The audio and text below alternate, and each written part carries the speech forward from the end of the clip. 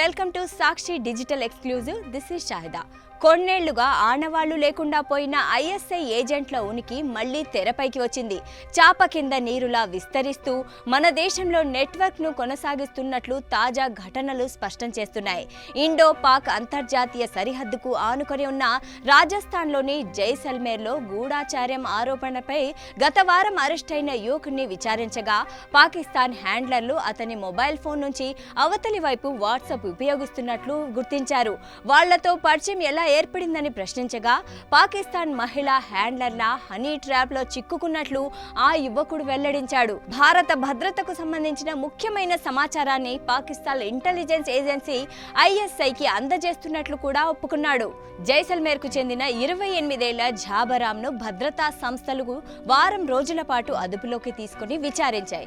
నిందితుడు తన mobile SIM లో ఓటీపీని పాక్ హ్యాండ్లర్లకు షేర్ చేసి అలా ఐఎస్ఐకు సహకరించసాగాడు. అతడికి డబ్బులు చేరడంతో సైన్యం, స్థానిక స్థావరాలు, రోడ్లు, సరిహద్దు ప్రాంతాల్లోని వంతెనలతో సహా ముఖ్యమైన సమాచారాన్ని వాట్సాప్ ద్వారా పాక్ హ్యాండ్లర్లకు పంపేవాడని దర్యాప్తులో తేలింది.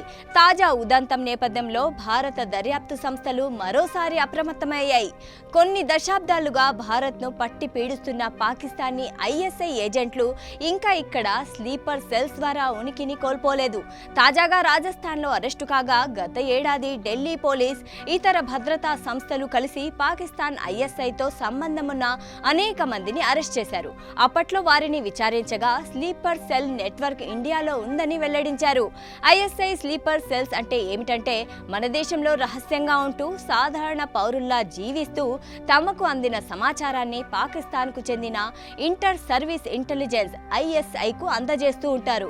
ఇక్కడ జరిపే ఉగ్రవాద చర్యలకు ఆస్కారం, ఇక్కడ వేర్వేరు ప్రాంతాల్లో చోటు చేసుకునే శాంతి భద్రతల విఘాతాన్ని తమకు అనుకూలంగా మలుచుకోవడానికి ఐఎస్ఐకు సహకరిస్తూ ఉంటారు.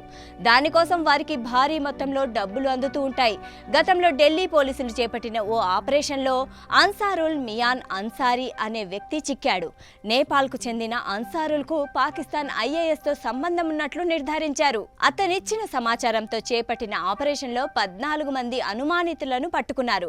గతంలో దేశంలోని వివిధ నగరాల్లో జరిపిన ఉగ్రదాడులు, బాంబు పేలుళ్లలో ఉన్న ఘటనలు ఈ ఐఎస్ఐ ఏజెంట్లు సృష్టించినవే. ఐఎస్ఐ ఏజెంట్లను గుర్తించి పట్టుకోవడానికి రా, NIA, IB, Delhi police special cell వంటి సంస్థలు సమన్వయంగా పనిచేస్తున్నాయి. ఐఎస్ఐ ఏజెంట్లకు ఎప్పటికప్పుడు పాకిస్తాన్ నుండి నిధులు, సమాచారం, ఇతర గోప్య ఆదేశాలు అందుతూ ఉంటాయి.